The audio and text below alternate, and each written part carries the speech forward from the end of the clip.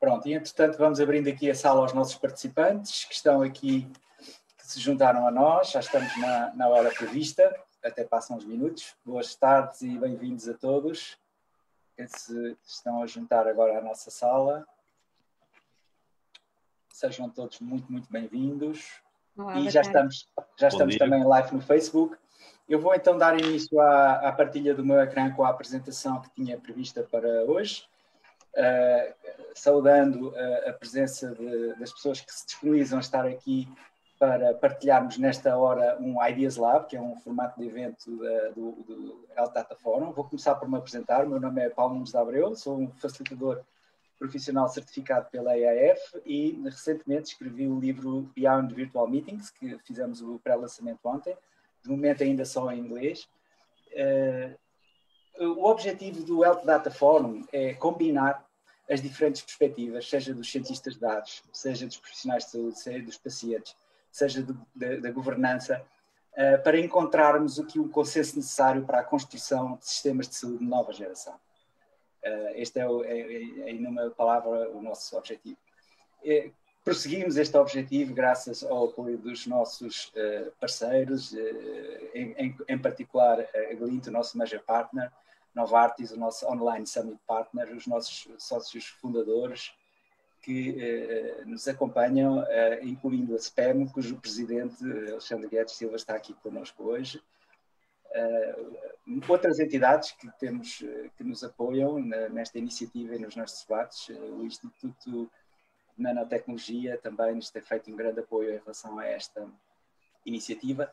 E o evento de hoje é um evento que vai dar o encerramento, digamos, de um ciclo de eventos chamados Afterburner, depois da nossa cimeira no dia 7 e 8 de maio. Desencadeámos um conjunto de eventos que têm vindo a congregar um conjunto de palestrantes convidados de várias índole, diversa. Tivemos aqui nestes painéis já vários presidentes de Câmara, secretários regionais de saúde da Madeira e dos Açores, de maneira que isto é uma tradição já que nos está a criar aqui e que vai concluir hoje com a presença dos nossos 3 oradores convidados neste painel. Dr. Luís Góes Pinheiro, que é o presidente do Conselho de Administração dos Serviços Partilhados do Ministério da Saúde, a doutora Rita Veloso, que é vogal do Conselho de Administração do Centro Hospitalar da Póvoa Varzim Vila do Conde, e Alexandre Guedes Silva, que é o presidente da Sociedade Portuguesa de Esclerose Múltipla. Temos a lamentar hoje a baixa da doutora Rosa Valente Matos, que me disse que o meu hospital é uma bomba atómica e infelizmente não pode estar aqui como ela desejaria poder estar aqui connosco hoje entre nós. Temos também a honra de ter como comentadoras convidadas 2 pessoas que são, digamos, representantes de 2 das mais dinâmicas associações da sociedade civil portuguesa, a APDSI, representada aqui pela doutora Filipa Fisch, e a APA, a Associação Portuguesa de Administradores Hospitalares, representada aqui pela doutora Teresa Magalhães, que tinha aqui um problema logístico, mas que já está ligada a nós e que estará em breve aqui connosco também. Um pouco sobre a agenda, nós vamos começar com o painel de abertura, cada um dos oradores convidados tem um período de intervenção, mais ou menos 8 minutos, na divisão agora do tempo com 3. Depois entramos num período de perguntas e respostas, onde aí vamos poder dar a liberdade às pessoas de se poderem interagir, fazer aqui questões e depois terminávamos a 1/4 com um painel de conclusões. Sem mais, eu daria agora aqui daria aqui a palavra ao Dr. Luís Góes Pinheiro, que será, digamos, a abertura deste painel das suas intervenções.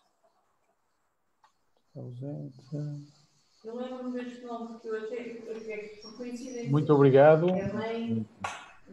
Muito obrigado, Dr. Paulo Nunes de Abreu. Eu acho que há aí um microfone que está ligado. Eu já estou a pedir às pessoas para fazer a ligar os microfones, pronto. E que peço essa colaboração a todos. Obrigado.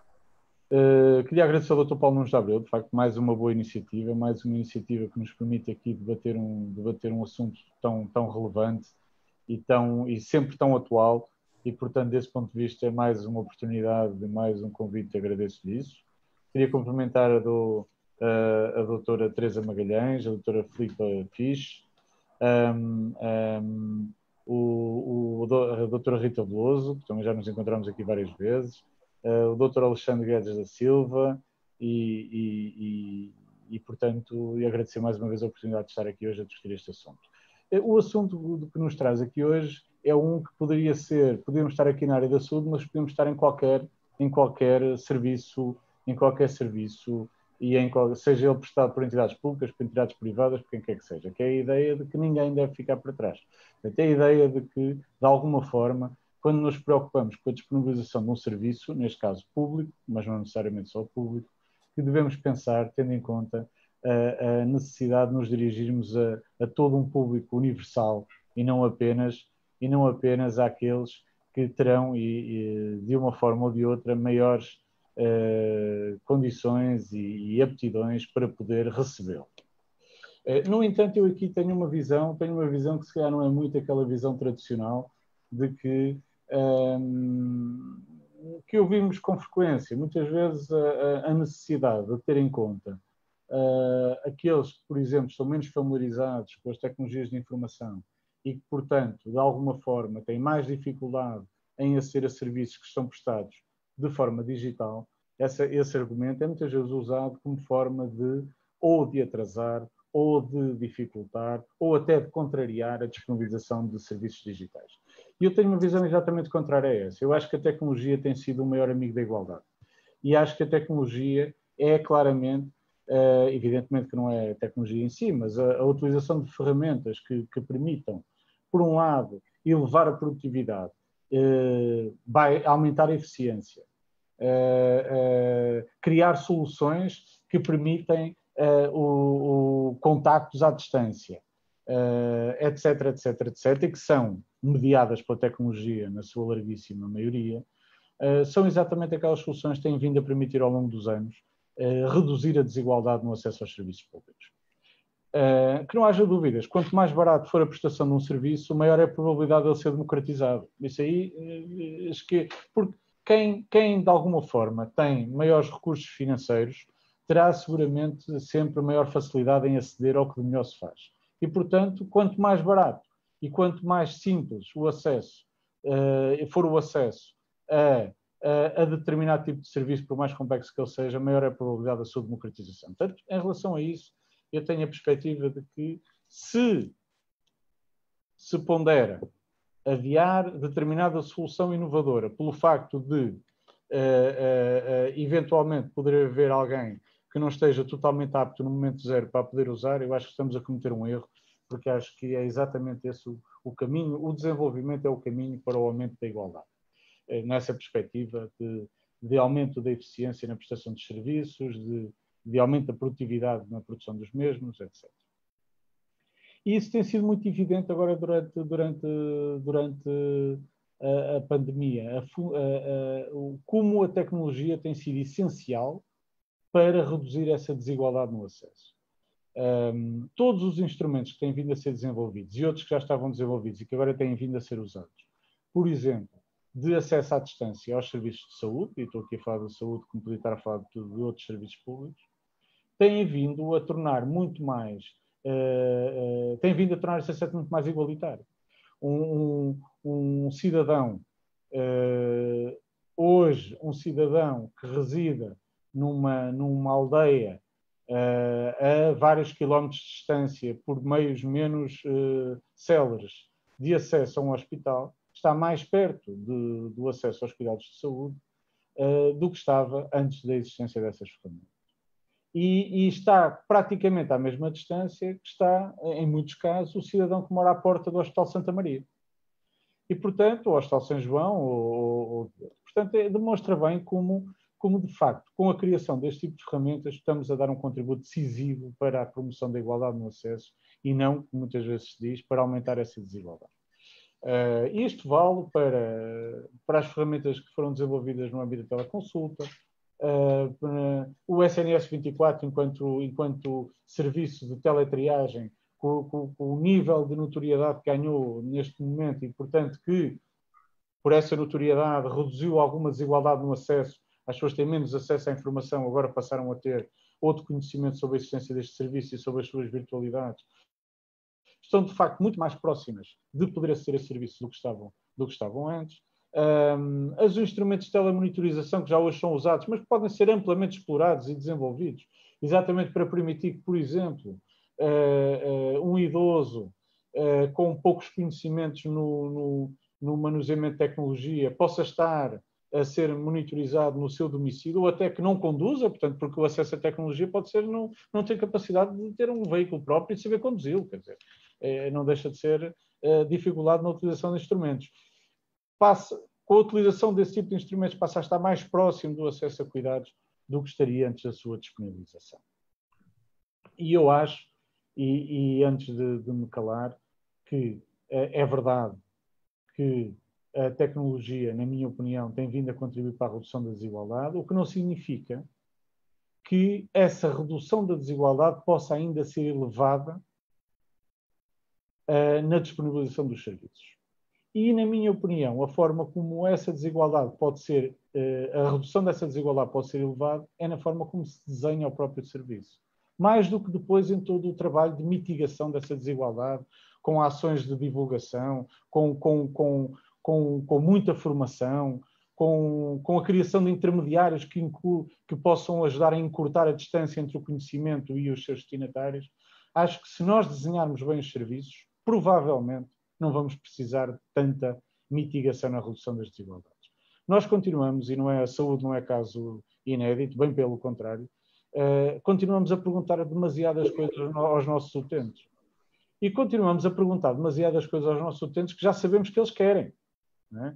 E, portanto, se nós deixarmos de lhes perguntar e estamos permanentemente à espera que haja inputs por parte do utente para que os serviços avancem,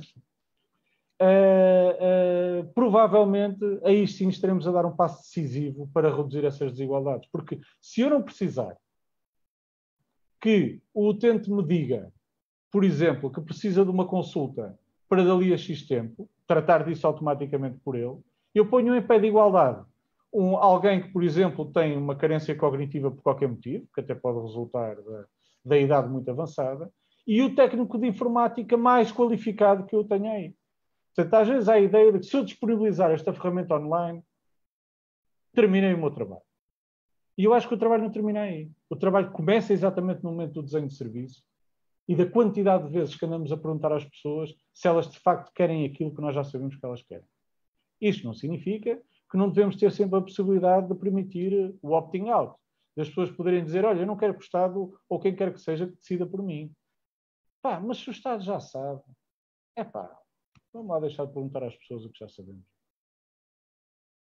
Obrigado. Muito obrigada por esta intervenção de abertura. Seguindo aqui a ordem da nossa agenda, a doutora Rita Veloso quer fazer uma apresentação. Já tem acesso à partilha, certo, Rita? Vou experimentar. Ok. Deixem-me só pôr isto em modo. Já conseguem ver? Conseguem ver? Agora sim. Pronto. Antes de mais, Paulo, muito obrigada por mais esta oportunidade. Cumprimentar o Dr. Luís Góis e subscrevo a mensagem na sua totalidade.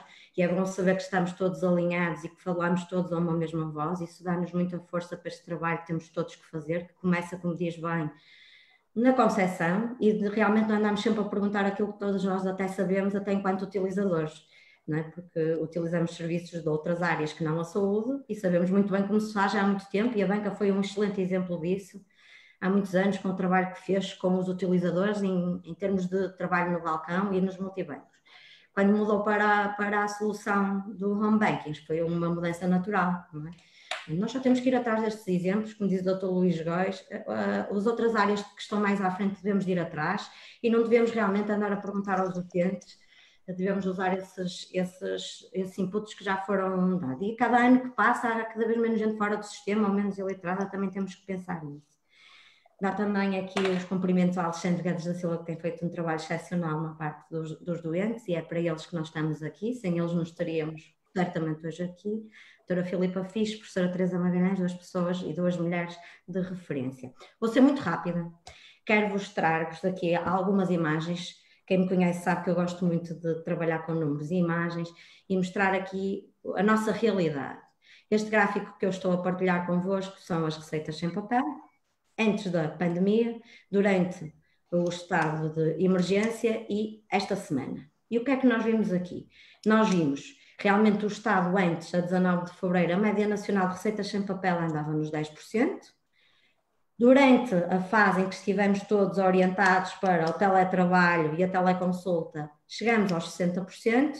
E nos últimos tempos temos estado entre os 20% e 30%. Esta tem sido a realidade. Então, o que é que aconteceu? Ou seja, os doentes são os mesmos, não é? As necessidades à partida seriam as mesmas. Isto eu não vou fazer comentários, é apenas uma reflexão que acho que devemos fazer, se esta pandemia iria resolver ou irá resolver todos os nossos problemas que temos no dia a dia nas nossas instituições de saúde.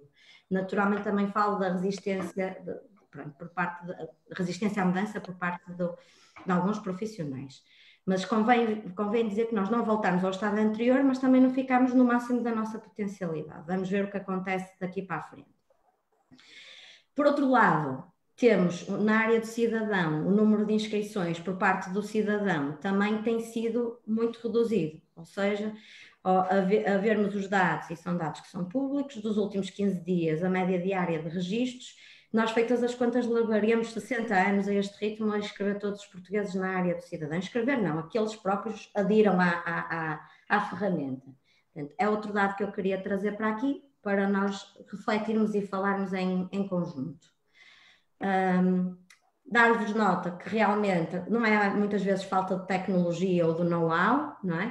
Temos aqui estes dados disponibilizados pelo INE, que em 2019 em Portugal se venderam novos 2.500.000 smartphones, milhões de smartphones, e que 76% da população residente entre os 16 e 74 anos afirma utilizar regularmente a internet.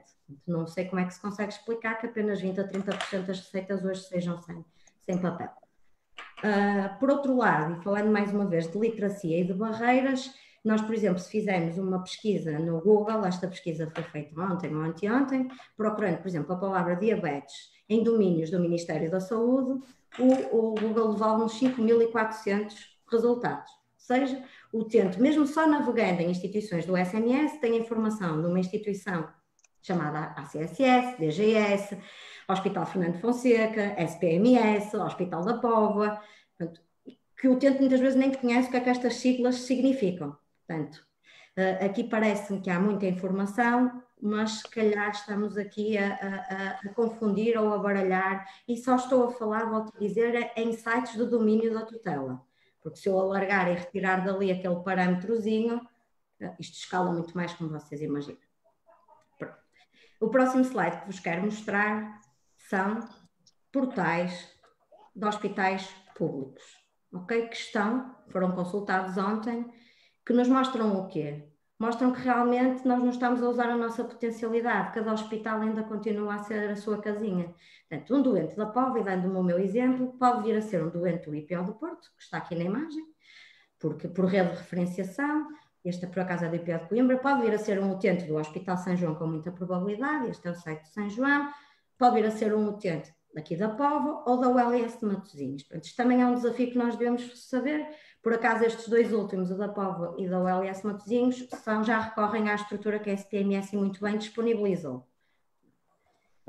Depois, também partilhar convosco o inquérito que foi feito pelo meu grupo do Health Parliament de Portugal, à população portuguesa, em que 90% da população que foi inquirida disse efetivamente, confirmou que pesquisa conteúdos de saúde na internet, mas apenas 20% da população acredita no que lê. Portanto, mais uma vez deixo aqui o mote para, por exemplo, porque não criar uma entidade que certifique os sites ou as aplicações em matéria de informação de saúde, quase um selo de garantia. E isto, o Dr. Luís Góes diz bem, obviamente que se as aplicações forem acessíveis, esta rede de educadores tem tendência a desaparecer, mas a verdade é que eu sinto que estou no terreno, que se eu não tivesse esta colaboração que tenho tido da comunidade, também não conseguia os resultados que hoje temos aqui na Póvoa de Varzim, Vila do Conde. E passo a vida a dizer que o verão, a meu ver, está a ser muito mal aproveitado, porque devia ser uma janela de abertura para nós metermos o maior número de pessoas no sistema. Para quando chegar o inverno, cada dia que passa e tem mais 40, 100, 120 doentes no sistema, eu sei que eles vão beneficiar no inverno de não vir ao hospital porque já estão autónomos para fazer este acesso ou este contacto com a rede de cuidados de saúde. Aqui, por exemplo, semana passada, tínhamos aqui na Póvoa uma campanha, o hospital vai à praia, e nós vamos começar a ir à praia durante o mês de agosto, junto dos utentes, ajudá-los a fazer estes registros e a informá-los, pelo menos, da paleta de serviços que eles vão ter à sua disposição. E já têm, nomeadamente, as teleconsultas, para ver se nós disseminamos estas ferramentas a tempo do inverno que nos espera difícil. E dar-vos, por último, um exemplo de um projeto que, a meu ver, é muito bem sucedido, Muda na Escola. Para quem nos está a ouvir e não conhece o Muda na Escola, é um projeto que foi buscar a potencialidade das escolas que tinham os jovens para, no fundo, ensinar os mais velhos a fazerem as coisas mais básicas. Criar um e-mail, usar o WhatsApp, criar uma página de Facebook ou aceder à área do cidadão. O projeto piloto iniciou-se em 2 escolas no Porto e mais uma vez, ouvindo os doentes ou os utentes, os cidadãos que recorreram a esta formação, a este programa, o grau de satisfação foi enorme. Ouvir os cidadãos a dizer, eu agora posso falar com a minha filha que está lá fora sem ter que pedir ao meu filho que me faça a ligação. São pequenas coisas, e não estamos a falar só de saúde, mas que também contribuem para o bem-estar. Portanto, nós temos também de ver o que existe, temos essa obrigação de ver o modelo e de nos juntarmos todos na mesma missão. E com isto me calo, agradeço mais uma vez a oportunidade por me estarem a dar a minha experiência.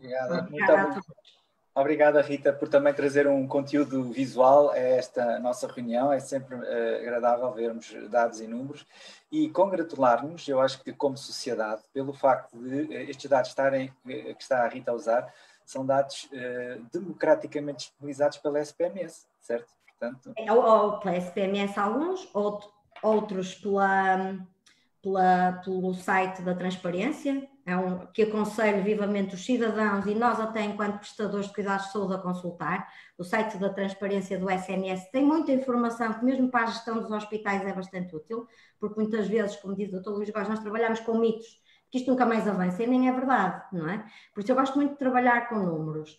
E sei que, por exemplo, 80% da população que no último ano veio ao meu hospital tem menos de 65 anos. Quer dizer, isto é um dado valioso para mim quando tomo decisões. Não é porque não me vou concentrar nos 20% que têm mais de 65 para ser um bloqueio. Não, o que é que eu vou fazer? Eu vou libertar pessoas de tarefas rotineiras que eu cá tenho, como dobrar cartas, e vou colocar a trabalhar nesses 20% e incluí-los no sistema. Esta tem sido a visão e eu acho que isto temos que aproveitar. Os dados estão disponíveis. Eu vi no outro dia outro debate em que teve o Dr. Luís Góes e muito bem, nós temos que saber que dados é que queremos partilhar, certo? Que open data que tanto se fala queremos e o que é que vamos fazer com eles. Porque eles até já existem, o que eu acho é que estão muito pouco usados. É isso. Mas já devemos congratular-nos por isso. Oxalá houvesse muitos países neste mundo com o grau de maturidade que nós já temos neste nível, não é? Mas ainda falta muito por fazer e somos, como portugueses, que somos ambiciosos nos nossos objetivos. Engenheiro Alexandre Guedes da Silva, está aqui a voz, um parceiro do El Tata Fórum, Sociedade Portuguesa de Esclerose Múltipla, mas também a voz da perspectiva de quem deve estar no centro de tudo isto, certo? É verdade, é verdade. E a Rita pedia para deixar de partilhar, se possível, para aparecer. Obrigado, Paulo, por este convite e pela oportunidade que nos é dada de também exercermos aqui a nossa cidadania e sermos capazes de partilhar aquilo que é a visão dos doentes, das pessoas que, de alguma forma,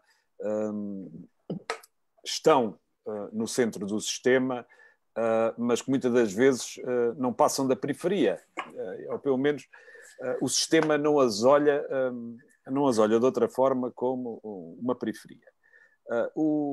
Eu devo dizer que a pandemia a nós trouxe-nos uma lição. E a lição pode ser materializada naquele provérbio, não é? A necessidade aguça o engenho.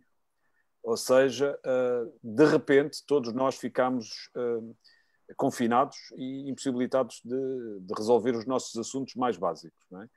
E as próprias organizações também tiveram que se reinventar. E no caso da Sociedade Portuguesa de Esclerose Múltipla, eu posso dizer que em 15 dias esta organização reinventou-se. E reinventou-se na esteira do digital.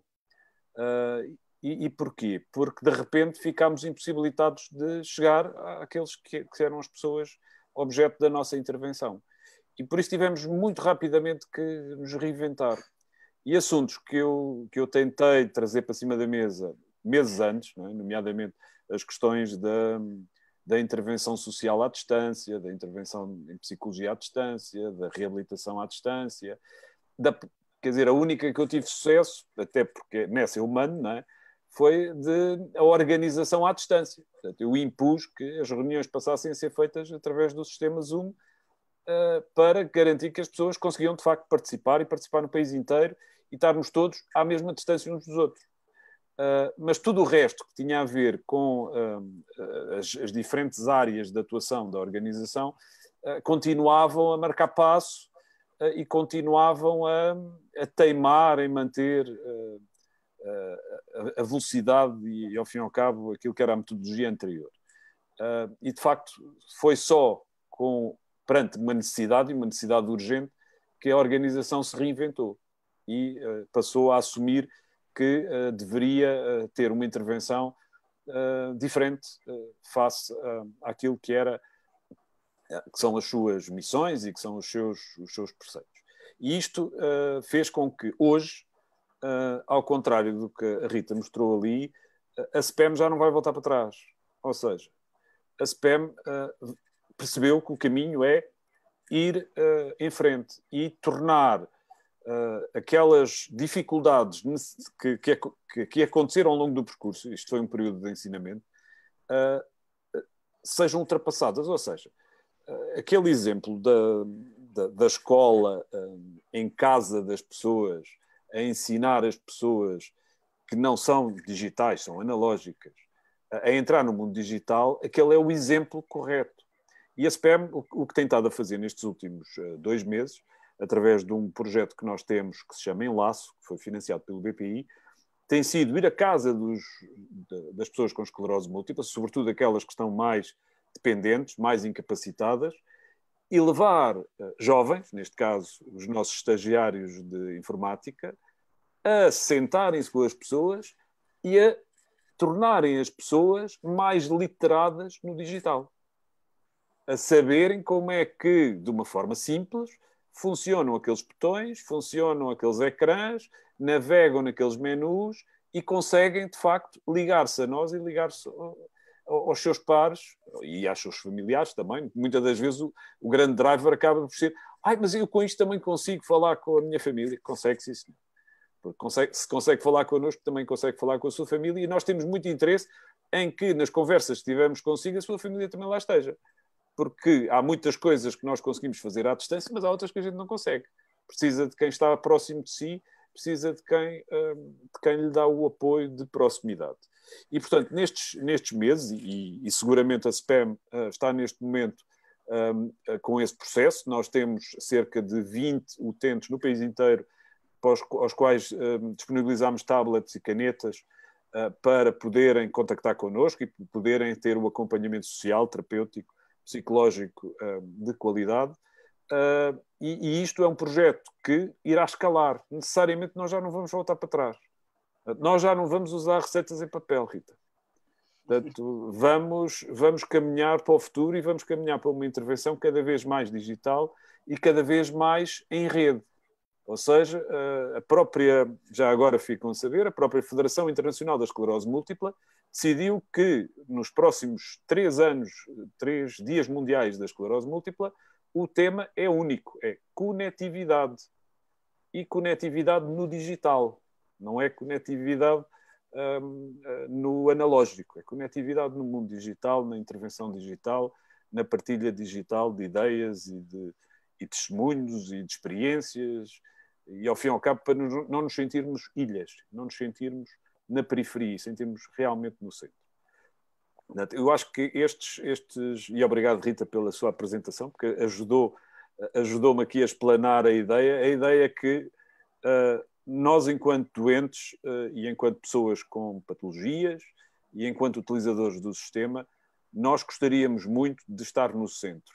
A melhor forma de nós estarmos no centro é, de facto, pela via digital. Essa é a forma correta de o fazer. Porque na via analógica é muito difícil, há muitas secretárias para ultrapassar, há muitas pessoas que normalmente têm barreiras à frente, normalmente inventam barreiras, e normalmente há não sei quantos papéis para preencher antes de conseguir, e carimbadelas, a pior parte até é a carimbadela, não é o papel, não é? Nós sabemos que normalmente o grande drama é que os papéis ficam num monte e depois o nosso nunca mais sobe naquele sacana daquele monte, não é? Porque vão sempre caindo outros em cima. E a grande dificuldade que nós sentimos neste momento é exatamente esta de como é que nós conseguimos subir na escala do atendimento, na escala da prioridade, como é que nós conseguimos ter serviços que consigam dar a resposta em tempo útil. Porque a maior parte das pessoas acaba por ou desistir ou partir para outras soluções, nomeadamente no privado, e quando partem para as soluções no privado, regra geral, é por causa da questão tempo, da questão urgência, da questão necessidade aguda, não é?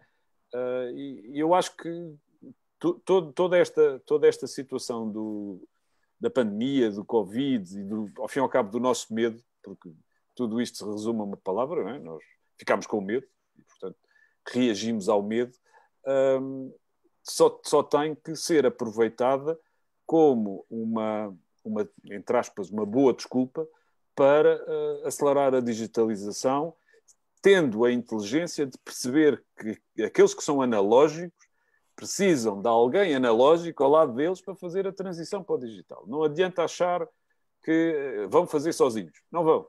Isso não é... Aliás, a Rita mostrou ali os dados dos telemóveis, não é? Mas a regra geral, o que a malta faz no telemóvel, meus amigos, é atender as chamadas e depois vai à internet. Ou vai ao Facebook. Tem lá o iconezinho, é aquilo que eles sabem fazer. Não sabem fazer muito mais do que aquilo. E não têm capacidade de autonomia para fazer muito mais. Aliás, nós tivemos essa experiência. Nós agora, dentro desta iniciativa, utilizando o Zoom, nós conseguimos que as pessoas entrem no Zoom através do seu telemóvel e aquilo que lhes dizemos é: diga sim a tudo. Não leia, diga sim a tudo. Não é? Que é para garantir que elas conseguem, de facto, ligar-se a nós. Não é? Portanto, e isto porquê? Porque não estamos lá. Porque se estivéssemos lá era fácil. Alguém diria: olha, agora carrega neste, agora carrega naquele, agora carrega... Está bem? Pronto. Este é o nosso testemunho e estamos cá para o debate. Muito obrigado, Alexandre. Muito obrigada. E eu, entretanto, pedi aqui às nossas comentadoras convidadas que fizessem uma primeira intervenção, enquanto que os participantes que estão na sala queiram colocar questões, por favor, coloquem as vossas questões no chat, que depois eu daria a palavra na sequência dessas mesmas questões para poderem ser respondidas. Começando pela Filipa Fisch, que, do ponto de vista da APDC, o que é que estas primeiras intervenções lhe transmitem, Filipa? Então, muito bom dia a todos. Paulo, mais uma vez, parabéns e muito obrigada pelo convite. Queria saudar também o Dr. Luís Góes Pinheiro, a doutora Rita Veloso e o engenheiro Alexandre.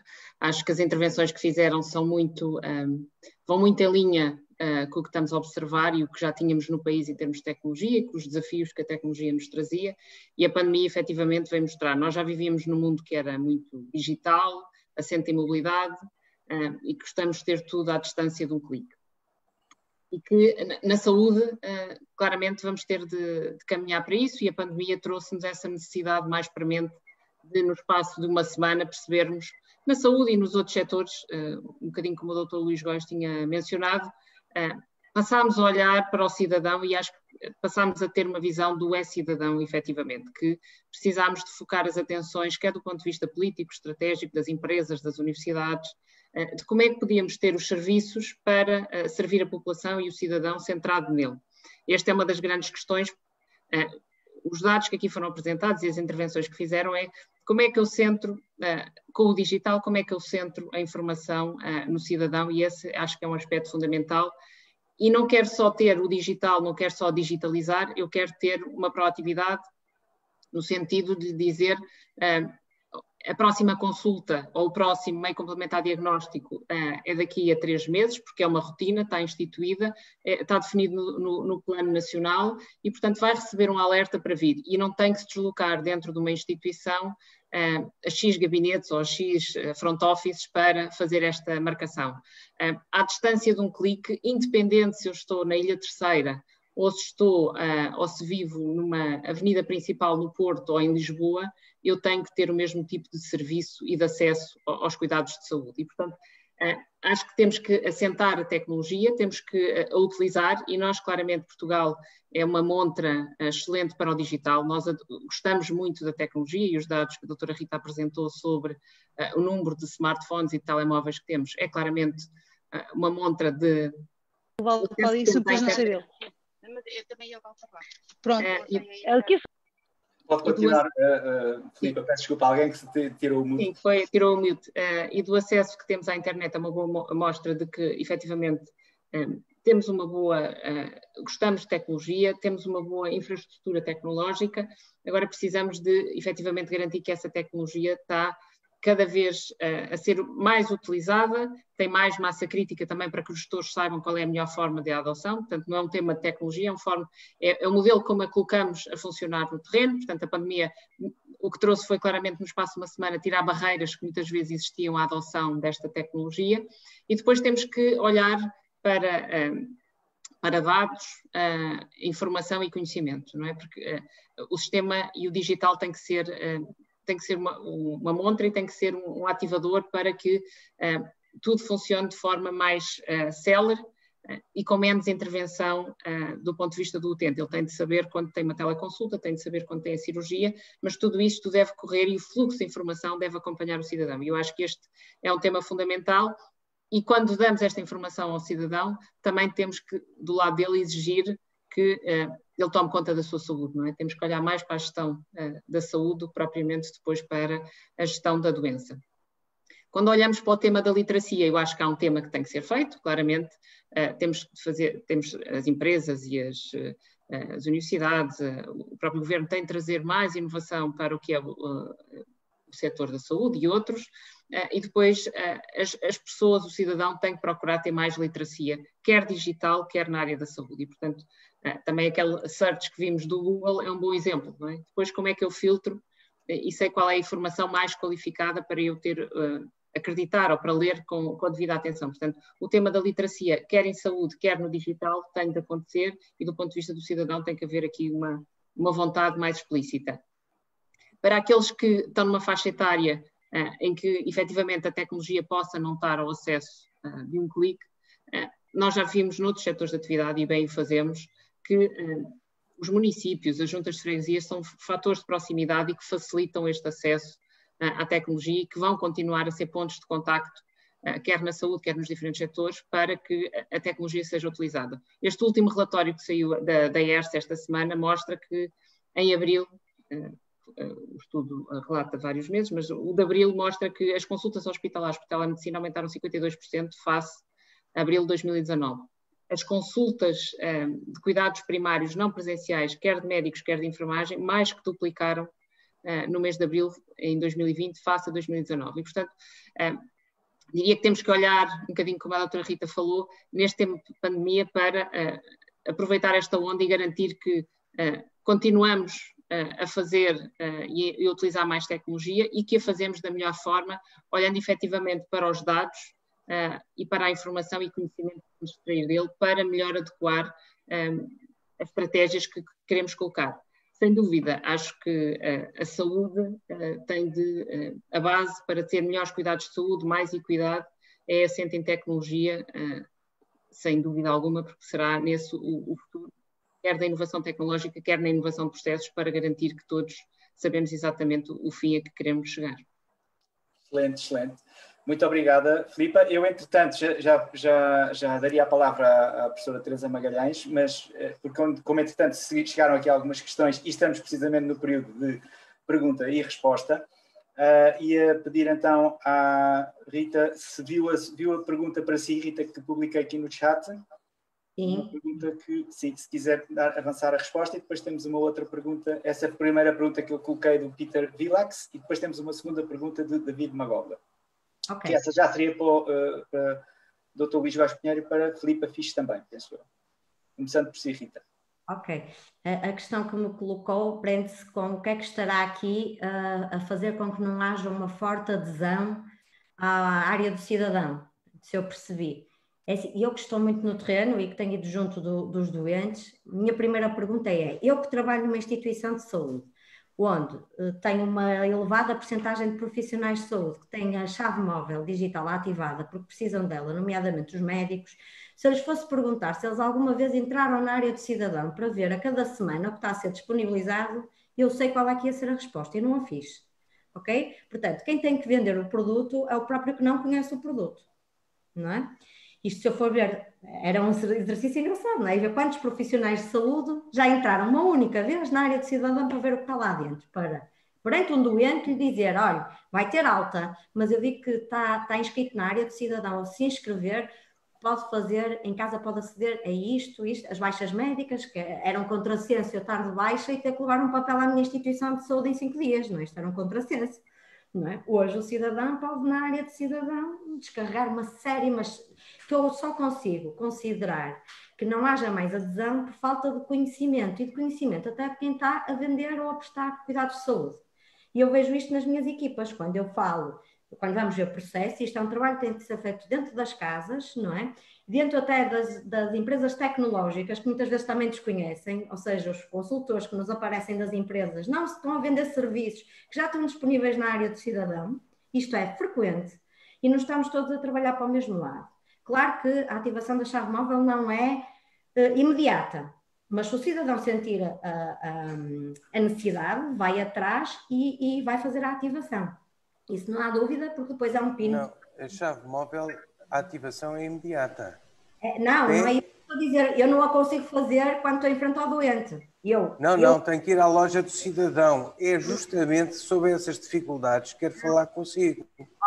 Então a chave móvel digital. Eu percebo, já deixe-me só dar-lhe nota. Nós estamos a fazer protocolos com a EMA para ficarmos autónomos, ok? Os hospitais vão ficar autónomos nos seus espaços cidadão para no momento poderem fazer esta ativação, sem o utente ter que ter os códigos consigo, que é outra dificuldade. E outra forma que eu tenho da distância com um telefonema de colocar estes doentes no circuito é dizendo que através do portal das finanças eles também podem pedir, eles não tiveram que se deslocar nesta fase para ativar a chave móvel digital. Tive muitos utentes que fizeram desta forma, ensinei-os a ir eu expliquei-lhes o processo para irem através do site das finanças e em 5 dias tinham a carta em casa. E eu depois, passados 5 dias, voltava a ligar ao doente, então agora já tem, então vamos fazer o processo. Claro que isto consome tempo e temos de ter pessoas alocadas. Mas não acredito que seja essa a única causa da fraca adesão. Acredito mais nesta que vos estou a dizer. Mesmo as pessoas com a ativação da chave móvel que já usam para outras coisas, nomeadamente para a prescrição, se calhar não são utilizadores e não estão registados. Muito bem, eu peço atenção que o tempo vai se esgotar em breve. Há aqui algumas questões no painel e depois daria comentários já à professora Teresa Magalhães, mas como ainda estamos no último minuto das perguntas e respostas, ao painel, se quiserem responder, aqui a questão específica para o Dr. Luís Góes Pinheiro e Filipa Fisch, a questão dos quiosques digitais. Eu posso responder. Eu acho, e tenho uma opinião já há muito tempo, que criar novas estruturas para responder aos problemas é, em regra, um degrau que vai tornar impossível a sua generalização. E, portanto, multiplicar novas estruturas acho que não faz grande sentido. Ou replicar as que já existem, e essa parece-me ainda ser melhor, é usar melhor aquelas que neste momento já estão localizadas no terreno. Neste momento, existem mais de 600 espaços de cidadão no país inteiro. Estão nas juntas de freguesia, estão nas localidades mais pequenas, estão à porta das pessoas, estão muito mais próximas de qualquer unidade de saúde, muitas vezes. E, na verdade, é tirar o máximo partido destas infraestruturas. Não só para a emissão da chave móvel, isso já podem fazer, mas até para encurtar o acesso aos serviços da área da saúde. É fundamental que as pessoas entendam que essas estruturas de proximidade devem, na medida do possível, serem o primeiro acesso a qualquer unidade do Estado. e também na saúde. E falam-se aqui também nas farmácias, e as farmácias também, por que não? Porque as farmácias também são estruturas de proximidade, num número impressionante, já existem, e acho que só há vantagens em tirar partido e em criar sinergias nas estruturas que já estão no terreno e que podem dar muito mais do que dão hoje. E acho que isso será muito mais facilmente generalizável do que estar a criar novos quiosques ou novas estruturas que eventualmente vão esgotar recursos ou vão consumir recursos, sendo muito pouco eficientes, porque na verdade depois vão ter uma utilidade muito, muito limitada. Portanto, eu acho que olhar para o que existe e maximizar a sua utilização seguramente será o caminho. Certo. Eu já estamos a entrar nos minutos finais. Só deixares responder aqui ao doutor... Sim, Alexandre, força, muito breve, que agora temos que entrar no painel final. Sobre a posição e aquilo que o Sr. Bastonário tem referido sobre os telefonemas dos médicos. Os telefonemas dos médicos são telefonemas dos médicos. Ou seja, é uma conversa que eu tenho com o médico. Eu não lhe chamaria uma consulta. Eu acho que o modelo de teleconsulta não é uma chamada telefónica. É muito mais do que isso. É uma possibilidade de poder haver uma interação, poder haver, por exemplo, consulta de documentos, explicação, ou seja, basicamente, seria exatamente o que nós estamos aqui a fazer. Se a interação do médico com o doente permitir partilhar documentos, partilhar informações, eventualmente fazer uma visualização do paciente, do seu estado anímico, etc., aí eu diria que estamos perante uma consulta médica. Um telefonema, como eu tenho tido com a minha médica, é uma conversa telefónica com a minha médica. É uma coisa diferente. Sem dúvida, está respondido. E a professora Teresa Magalhães, que sei que está já entre nós, comentário, abertura do painel de conclusões, cabe-lhe assim essa responsabilidade. Bem, boa tarde a todos. É um prazer estar aqui, é a representação da Associação Portuguesa de Administradores Hospitalares.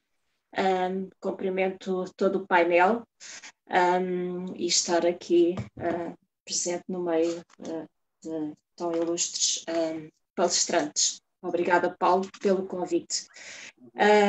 Aqui, pelo que me foi dado a perceber e ouvir, há duas questões essenciais, uma as barreiras digitais no acesso, quer de profissionais, quer de doentes, e por outro lado a literacia, quer em saúde, quer em literacia digital.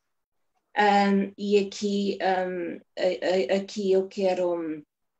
eu quero trazer mais uma vez o que a Rita disse há pouco sobre o acesso em termos quer do registro eletrónico, quer do próprio acesso a sites e a forma como estamos a regular o acesso não só a sites, mas também a diversas plataformas, nomeadamente em termos de telesaúde e em termos de sistemas de informação de uma forma global. E aqui eu acho que a SPMS tem uma palavra a dizer sobre isto e que deve efetivamente pegar neste tema como algo que seja estratégico a nível nacional. Nós temos, em termos de atividades também na APA, feito diversas discussões à volta deste tema, nomeadamente em termos de telesaúde. Como o engenheiro Alexandre dizia aqui, uma teleconsulta não é uma consulta por telefone. Existem ferramentas para isso. E essas ferramentas devem estar devidamente certificadas e reguladas para isso. Há uma ferramenta da SPMS disponibilizada para isso mesmo, e essa ferramenta deveria ser efetivamente levada à sua utilização total. E penso que também será uma estratégia, como disse há uns dias o Dr. Domingos Pereira, pôr esta ferramenta como estratégica também para a SPMS em toda a sua dimensão. Por outro lado, e tudo isto trazendo aqui as associações doentes a este tema da literacia em saúde, eu acho que, como se dizia também há uns dias, é necessário humanizar mais estas questões digitais e a forma como os nossos doentes podem aceder a estes exemplos que a Rita trouxe, de podermos estar junto do cidadão de diversas formas e não colocar o ónus todos em cima da SPMS, da obrigação de fazer isto, acho que é absolutamente essencial.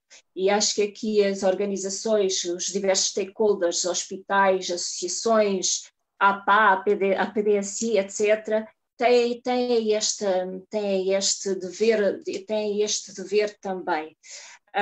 Só para dar aqui uma nota, a APA tem trabalhado este tema e, como se disse também, é preciso não perder aquilo que a pandemia nos trouxe, nomeadamente a aptidão das pessoas ou a abertura das pessoas para o digital e para poder estar mais familiarizadas com este tipo de ferramentas.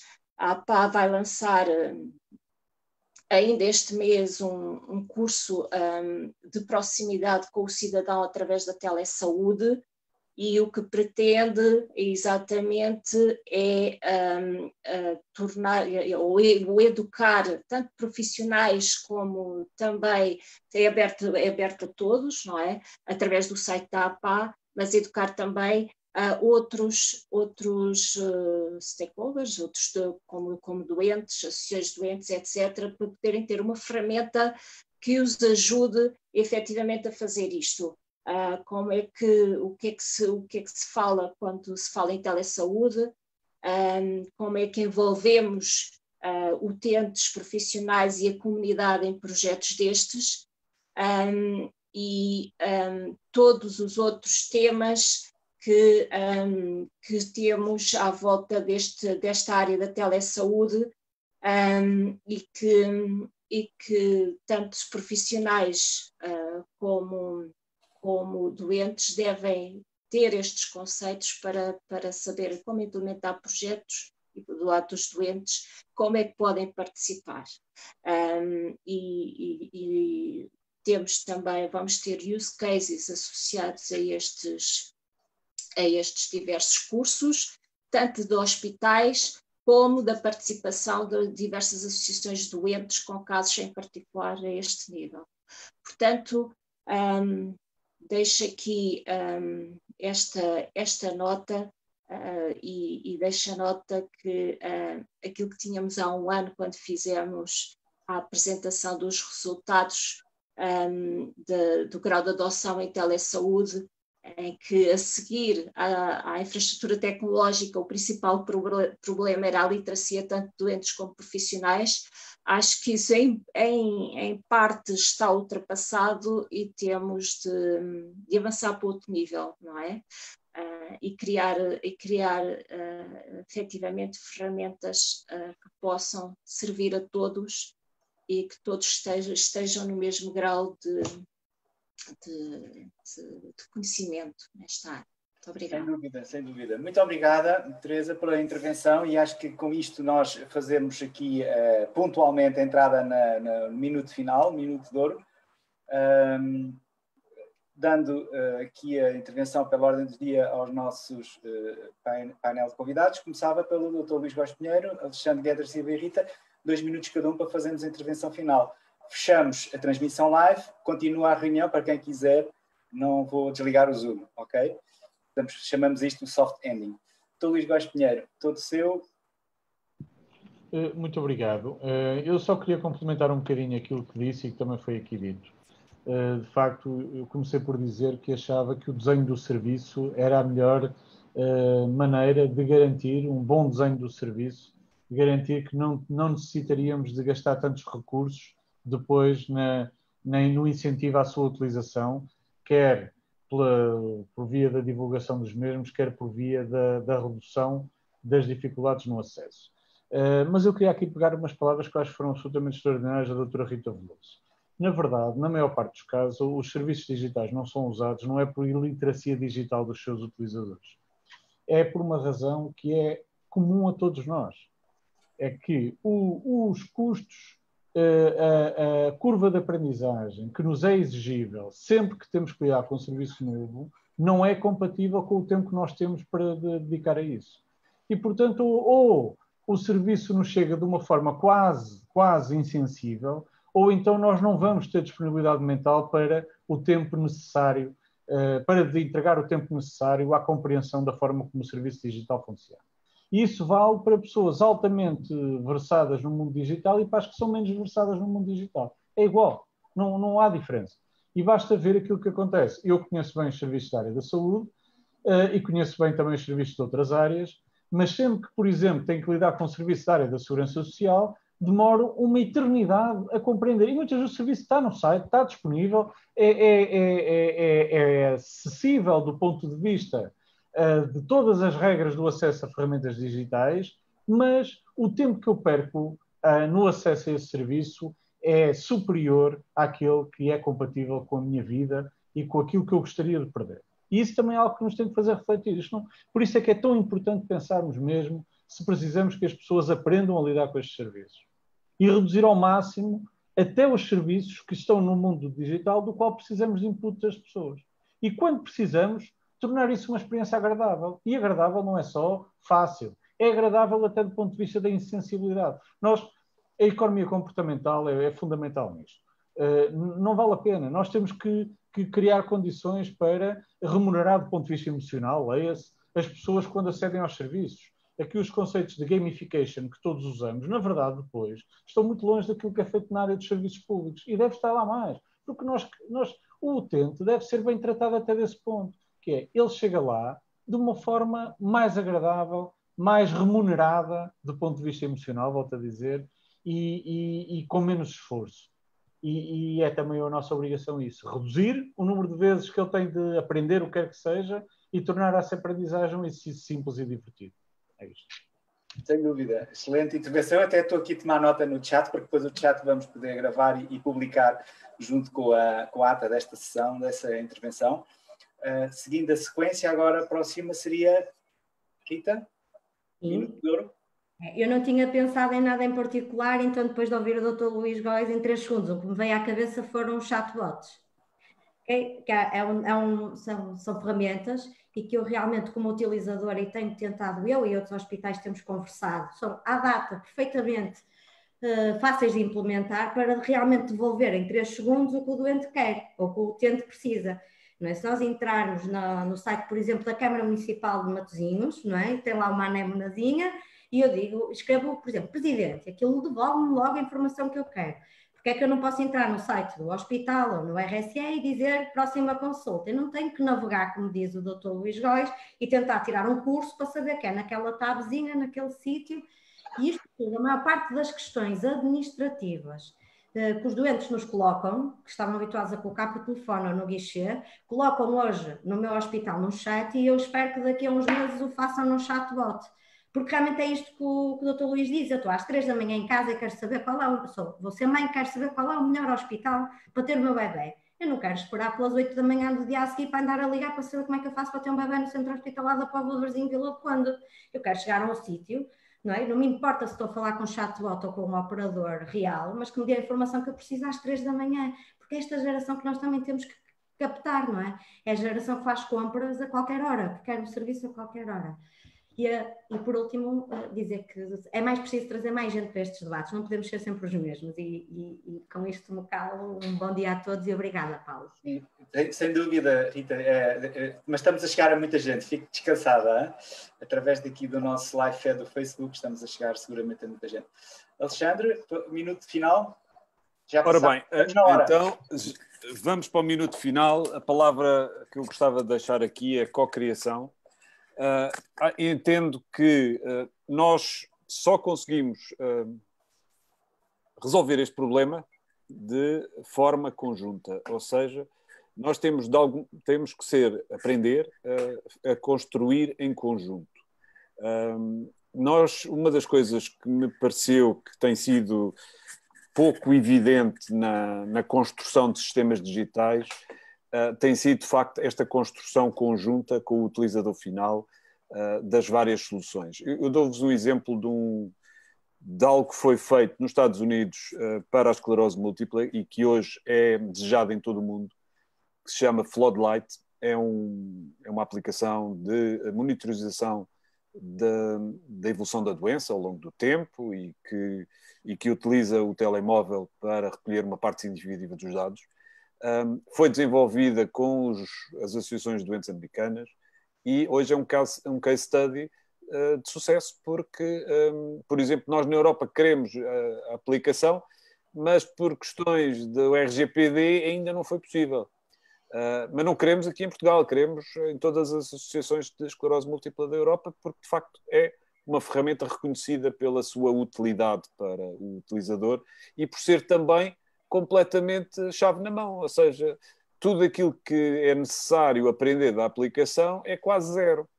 Não é? E hoje nas redes sociais, na conversa uns com os outros, já sabemos tudo da aplicação, mas ainda não temos acesso à aplicação em Portugal, não é? E queremos ter acesso à aplicação em Portugal. E isto é algo que é um case study, é algo que nós devemos, de facto, perceber que tem que ser o caminho. As associações de doentes estão mais disponíveis e capacitadas para poder integrar os grupos de desenvolvimento das várias soluções, temos todo o interesse nisso e entendemos que esse é o caminho correto para, de futuro, não termos estas dificuldades de, entre aspas, vender o produto ou colocar o produto no utilizador. E, portanto, acho que deveríamos seguir esse caminho. Só um pequeno à parte, Paulo, a próxima vez eu gostava de intervir primeiro, porque o Dr. Luís Góes Pinheiro tirou-me a gamificação. É óbvio que a gamificação tem que estar presente em todas as aplicações. O utilizador tem que se sentir tem que sentir uma retribuição, tem que sentir uma gratificação da utilização dos vários equipamentos. Eu tenho trabalhado muito perto com o ensino digital e nas universidades, os cursos universitários online também têm que ter ferramentas de gamificação, senão aquilo não funciona. E, portanto, Luís, é esse o caminho. Força. Excelente. Nós estamos completamente alinhados com isso e muito boa sessão. Muito obrigado pela oportunidade, Paulo. Muito obrigado pela vossa compreensão e atenção. E nós estamos sempre disponíveis para dar o nosso contributo. Muito obrigado, Alexandre. Obrigado a todos. Eu terminava então com um resumo, digamos, daquilo que serão os próximos passos, pedindo a todos para colocarem no calendário as datas de 28 a 30 de outubro. Será o evento presencial que acabará por ser também híbrido, pelas circunstâncias, no Tagus Park e em Cascais. Será essa a novidade. Vamos expandir a nossa presença física para o Tagus Park, sobretudo nos 2 primeiros dias. E lembrar que durante o mês de setembro, acabam agora os Afterburners, mas vamos ter um Late Summer Virtual Campus que está a ser preparado. Já me confirmou aqui o Dr. Luís Góes Pinheiro que tem todo o gosto em participar e contaremos com ele, uma preleção também neste Virtual Campus que está a ser agendado e esperamos poder dar mais detalhes até ao final deste mês de julho, contando convosco aí. Já agora, Alexandre, lanço-te o desafio também, se quiseres preparar algo sobre gamificação, és convidado também para dar aqui uma preleção numa das várias temáticas de conteúdo que aqui ficam. Com certeza absoluta. Vamos falar disso. Sem mais, lembrar que através do LinkedIn temos o nosso hashtag #Altataforum. Sigam-nos por aí, por favor. É esse o modo como gostamos de poder estar em contacto. Eu vou agora dar por terminada a nossa transmissão no live e a reunião não vai fechar, portanto podemos ficar aqui para um soft-testing quem quiser e quem tiver tempo para isso, nesse caso.